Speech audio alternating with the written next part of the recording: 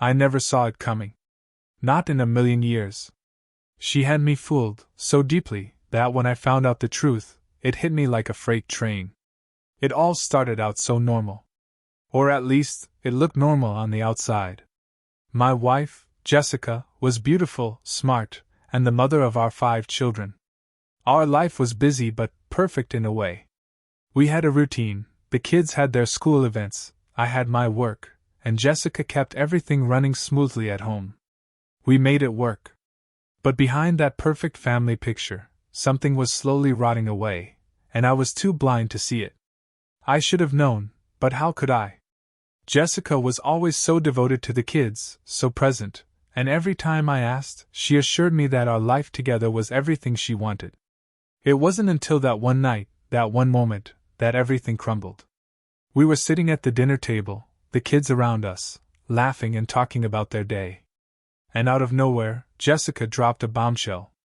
"You know, it's funny how people think we have such a perfect family," she said, taking a bite of her salad. "But the truth is, not all of the kids are really ours." I froze. My hand holding the glass of water trembled slightly, the glass almost slipping from my fingers. I looked at her, expecting her to laugh, to take it back, to say she was joking. But she didn't. She just sat there, looking so damn calm, like she had just told me she'd ordered pizza for dinner. "Wait, what do you mean?" I asked, trying to process what she was saying. "What do you mean not all of them are ours?" Jessica's eyes darted to the kids, who were still busy with their food, not paying attention to us. Then, she leaned in, her voice dropping to a whisper, but I could still hear it clearly. 3 of them. I didn't give birth to them. We adopted them from an orphanage. You knew that, right? I stared at her, my mind racing. We adopted them? When did this happen? She smiled, the same smile I had always loved, but it felt off. Oh, a while ago. You and I went to pick them up together. Don't you remember? I didn't. I couldn't. My memory felt hazy, but I couldn't recall any moment where we adopted 3 children from an orphanage. Sure, I had known she'd been married before, but adoption? That was news to me. The conversation shifted after that, and I didn't press further. But in my head, the questions were piling up, and the more I thought about it, the more it didn't make sense. Why hadn't I known? Why hadn't I been involved if this was such a big thing? Was she hiding something from me? That night I couldn't sleep. I stayed up, scrolling through old photos, trying to piece together the timeline. I wanted to believe her. I needed to believe her. But something about it felt off. Too many things were out of place. And when I finally fell asleep, I had a feeling that my life was about to be turned upside down. But I didn't know how far that feeling would take me. How could I? The next morning, everything seemed normal again. But I was far from it. Jessica kissed me goodbye as she left for work, the kids were getting ready for school, and I was left with my thoughts. The lie about the adoption kept haunting me. I kept replaying it in my head, trying to make sense of it. But then, something happened. It was around noon when the doorbell rang. I wasn't expecting anyone, but I went to answer it anyway. Standing there was a man I didn't recognize. He was tall, about my height, with dark hair and a rough, weathered look in his eyes. He was wearing a t-shirt with the logo of a construction company, but there was something about him that immediately set off alarms in my head. "Can I help you?" I asked, trying to sound polite, though my instincts were telling me to be cautious. The man looked at me, his gaze calculating. Then, he stepped forward, his voice low but firm. "Is Jessica here?" he asked. "I need to speak with her." "She's not home right now," I replied, confused. "Who are you?" The man hesitated for a second before answering, his eyes darting around like he was checking if anyone was watching. "I'm someone from her past. Someone she hasn't mentioned to you." My stomach dropped. I could feel the tension in the air, thick and suffocating. "What do you mean by that?"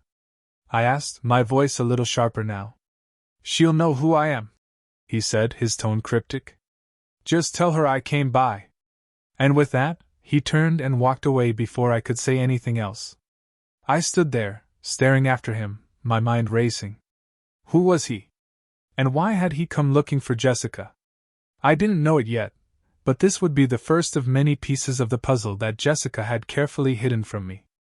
A puzzle that, once pieced together, would tear my entire world apart. That night, Jessica came home late. I didn't ask her about the man at the door. I didn't want to seem paranoid or confrontational, but my mind was spinning. The man's presence was lingering in my thoughts, and so were the questions I had about the children. When the kids went to bed, I finally confronted her. "Who was that man who came by today?"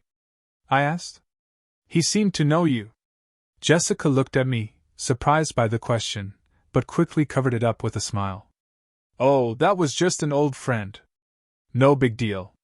"An old friend?" I repeated, my voice growing colder. "He didn't seem like just an old friend, Jessica. He said he was from your past. What did he mean by that?" She sighed, looking uncomfortable.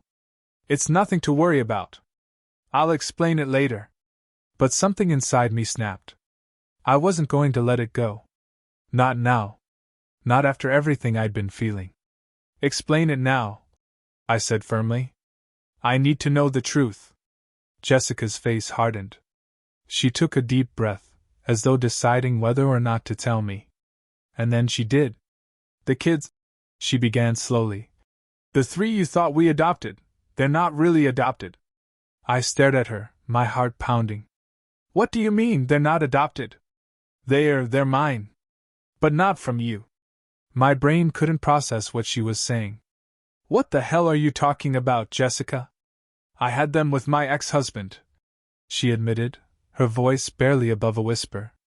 "We had them before we got married, but I told you we adopted them to avoid questions. I didn't want you to know. I was ashamed of my past." I felt like the ground was slipping beneath me. "So you're telling me these three kids aren't even mine? They're from your ex?" Jessica nodded, her eyes not meeting mine. "Yes. And there's more. The other two, the ones we had together, they're not yours either." I couldn't breathe. My heart was racing, and my vision blurred as everything I thought I knew about my family came crashing down. Jessica stood there, waiting for me to say something, but all I could do was stare at her in disbelief. How could she lie to me like this? How could she betray me in such a fundamental way? The next few days were a blur. I couldn't function. I couldn't think straight. The kids were acting like everything was normal, but I wasn't. How could I look at them the same way? How could I look at Jessica? I had to know for sure. I had to know if the two kids we had together were really mine. The thought of it drove me crazy. I didn't trust Jessica. I didn't trust anyone. So, I did what anyone would do when they'd been betrayed. I took matters into my own hands. I ordered DNA tests for both of the kids. They were so young, barely old enough to understand what was going on. But I needed to know. I needed answers. The results came back within a few days. And they were nothing short of a slap to my face. Neither of the children we had together were mine. They were from other men. Strangers. I couldn't process it. I couldn't breathe. I couldn't think.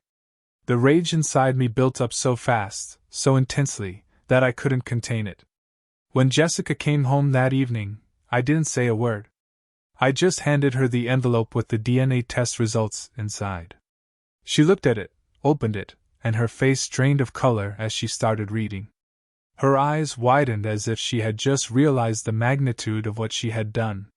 "What is this?" she asked, her voice trembling. I couldn't hold back anymore. The anger, the hurt, the frustration, it all came pouring out. I had been patient, I had been trying to process this, but now I couldn't pretend that everything was fine. Everything was a lie, and I had to confront it. "Explain it," I demanded.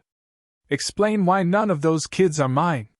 Why the hell have I been raising other men's children all this time?" She was silent for a moment, unable to look me in the eye. I could see the weight of the truth sinking in for her, but at that point I didn't care. I was too far gone, too broken by everything she had hidden from me. I was irresponsible," she whispered, her voice cracking. But I couldn't tell you the truth. I was scared. I thought if you knew, you'd leave me. We'd lose everything. Her words hit me like a punch in the gut, but it wasn't enough to stop the storm of anger inside me. Don't try to justify this, I snapped. You lied to me, Jessica. For years. You've been lying about everything, about who these kids are. How long have you been keeping this secret? How long have you been living a lie? She started to cry, tears streaming down her face. But I couldn't bring myself to feel sorry for her. I couldn't even look at her without seeing the woman who had shattered everything I had believed in. I grabbed my phone and called my lawyer. My voice was ice-cold, controlled, but underneath it was the fury I couldn't hold back anymore. I need you to file for divorce. Now. I'm done. I hung up without waiting for a response. There was no turning back now. She had destroyed this family, and there was no way I was going to live with her any longer. I wasn't going to let her tear my life apart any more than she already had. Jessica tried to plead with me, tried to say she would fix things, but I wasn't listening. My mind was already made up. Get your things. Pack up and go, I said, my voice trembling with anger, but I was still holding it together. You're not staying here anymore. Not after everything you've done. She looked at me as if she couldn't believe what was happening, but I didn't care. I was done. It wasn't just about the kids. It was about the years I had wasted, the trust that had been ripped from me. There was nothing left for her here. That night, after Jessica left, I turned to the kids. They were sitting in their rooms, unaware of the storm that had just hit the house. I had to tell them, I knew that. But how could I tell them? How could I explain the truth to them when I was still trying to process it myself? I stared at their little faces, their innocent smiles, and I was overwhelmed by the weight of it all. They were my children, the only family I had left. I had raised them. I had loved them. But everything I thought I knew about them, about my life, had just been ripped apart. I packed up their things. I didn't want them to see the chaos in the house, but I couldn't let them stay there with Jessica. I couldn't risk her having any kind of influence on them after everything she had done. She had lied to me, and now I had to protect them from her. It didn't matter that they were confused. It didn't matter that they didn't understand why we were leaving, why I was suddenly so angry. I had to do this. I had to take them away from her and make sure they grew up with the truth, my truth. By the time everything was packed and we were ready to go, I had never felt more certain of anything in my life. The house was no longer a home. It was just a place full of lies, full of shattered promises. The life I thought I had was gone. And now, the only thing that mattered was getting away from it. We left that night. I didn't even tell Jessica we were going. I didn't care to. She had lost her chance at being a part of this family. She had thrown everything away, and now it was my turn to rebuild. The drive to our new place was quiet, tense. The kids didn't understand, and I didn't know how to explain it to them without making them feel like they were to blame. They weren't. None of this was their fault. But I couldn't escape the feeling that I was losing something bigger than just a marriage. I was losing the life I had worked so hard to build. The home I had created for us, for all of us, was now gone. I couldn't sleep that night. I kept tossing and turning, the thoughts racing in my head. It wasn't just the betrayal. It wasn't just the lies.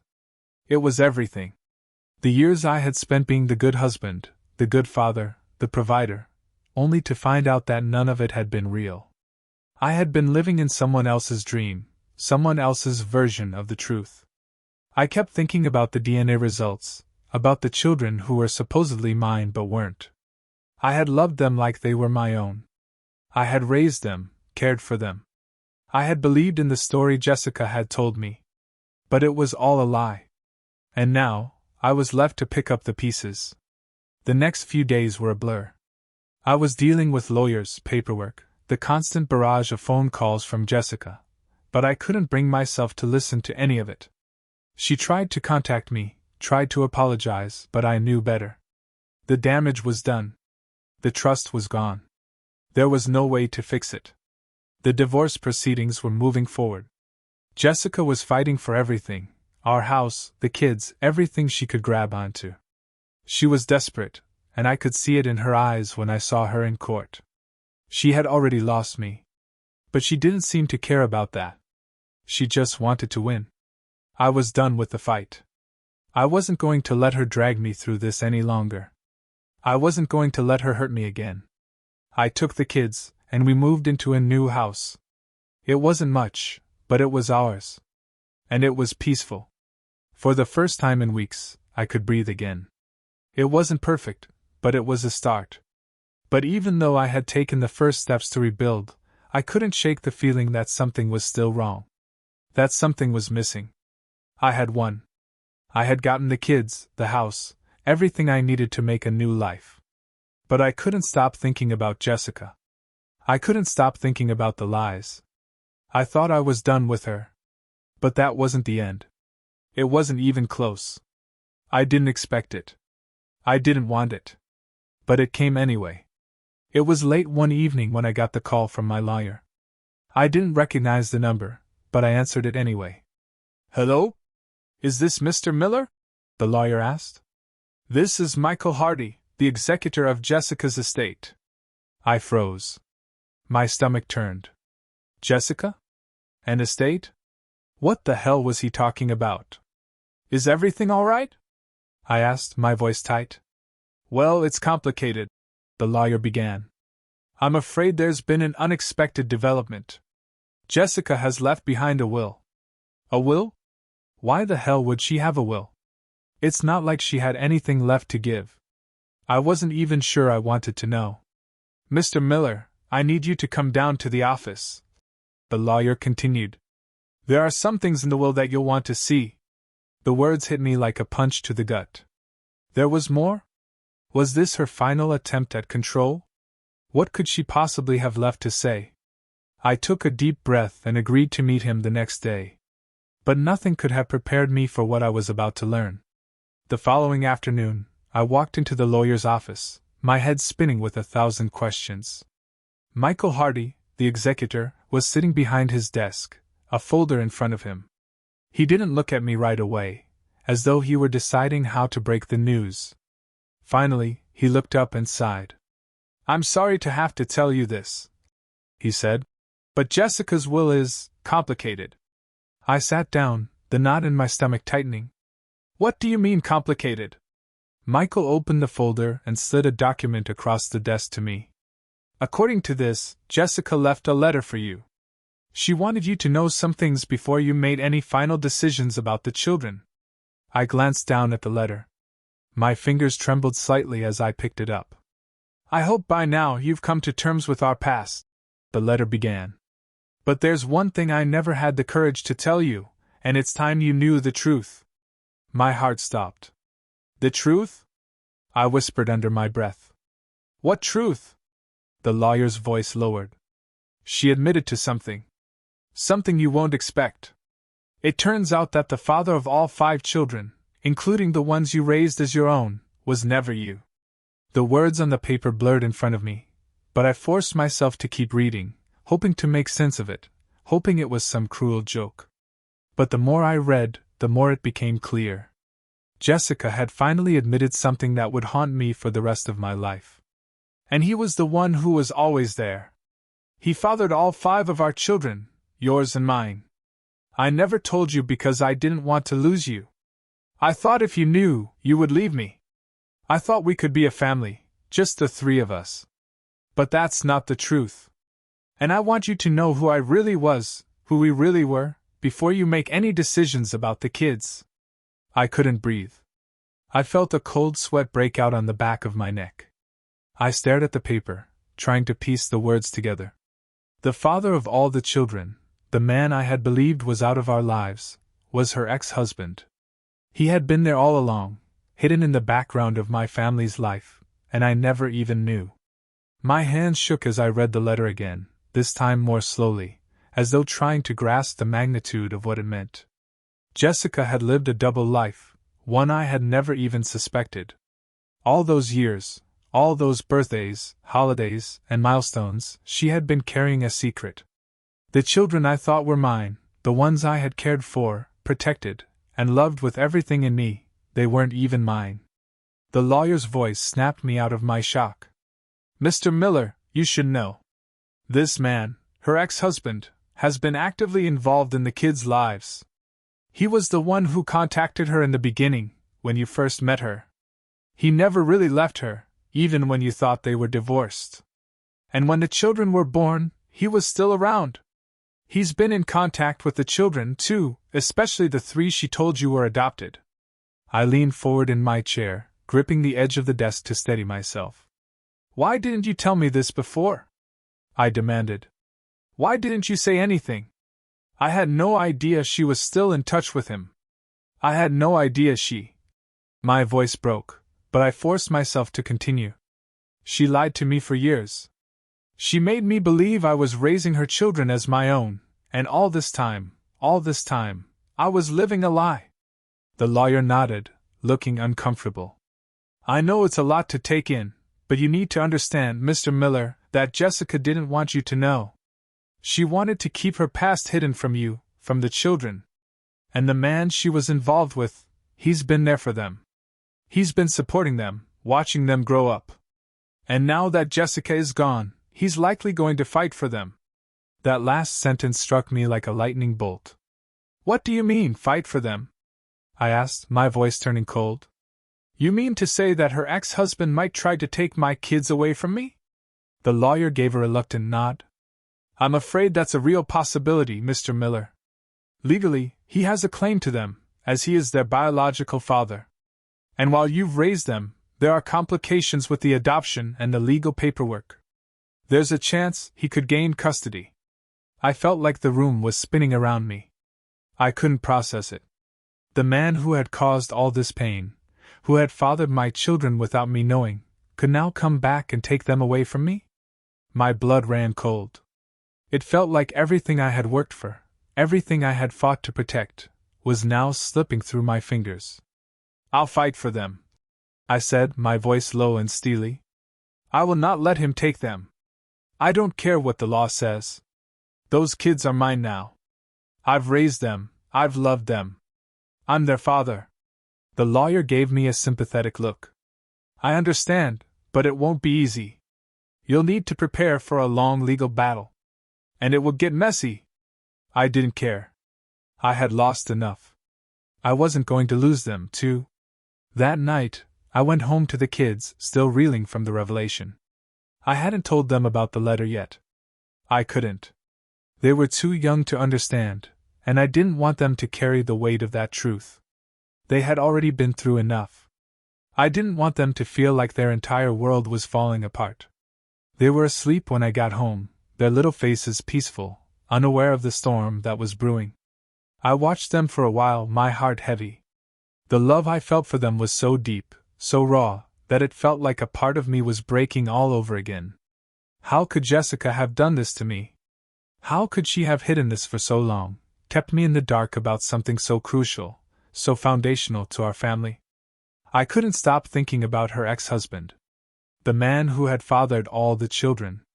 The man who had been the shadow in the background of my life, watching from afar while I played the role of father. How long had he been there? How long had he been watching me, waiting for the right moment to strike? And now, he was going to fight for them. He was going to try to take them away from me. But I couldn't let that happen. No matter what. I spent the next few days in a daze, trying to figure out what to do. I consulted with my lawyer, trying to prepare for the worst. But nothing could have prepared me for the fight that was coming. The worst part was that Jessica was gone. She would never know how this all played out. She would never know what her lies did to me, to our family. It was all left in my hands now. And the more I thought about it, the more determined I became. I wasn't going to let her destroy me, not in death and not in life. I wasn't going to let her ex-husband take everything I had worked for. They were mine. They had always been mine. It didn't take long for Jessica's ex-husband to make his move. Within days he had contacted me through his lawyer, claiming that he wanted to be part of the children's lives. He didn't just want visitation, no, he wanted custody. He was demanding that the children be placed in his care, and he was prepared to fight me for it. I couldn't believe what I was reading. This man, this stranger, had never been a part of our lives. He had been a ghost, and now, out of nowhere, he was demanding to take my children away from me. I had no idea what he expected me to do. But I wasn't going to go down without a fight. I wasn't going to let him win. I responded through my lawyer, informing him that I had raised the children as my own and that they had been with me since the beginning. I wasn't some stepfather who could be replaced. I was their father, the only father they had ever known. And there was no way in hell I was going to let him tear our family apart. The legal battle that followed was brutal. It was full of accusations, depositions, and endless arguments. Jessica's ex-husband's lawyer painted me as the villain, claiming that I had stolen his children, that I was nothing more than an imposter in their lives. They accused me of everything, lying, manipulating, pretending to be a father. They tried to tear apart every memory I had built with those kids. I fought back. I fought with everything I had. The court dates dragged on for months, and each one felt like a punch to the gut. I couldn't believe it was happening. I couldn't believe that the life I had built, the life I thought was real, was being shredded in front of me. The worst part wasn't the court hearings. It wasn't the insults or the lies. It was seeing the confusion in my kids' eyes. They didn't understand why we were fighting. They didn't understand why someone they'd never met, was trying to take them away. They didn't deserve this. None of them did. And every night, when they went to bed, I sat in the darkness of my living room, wondering if this would be the night I lost them.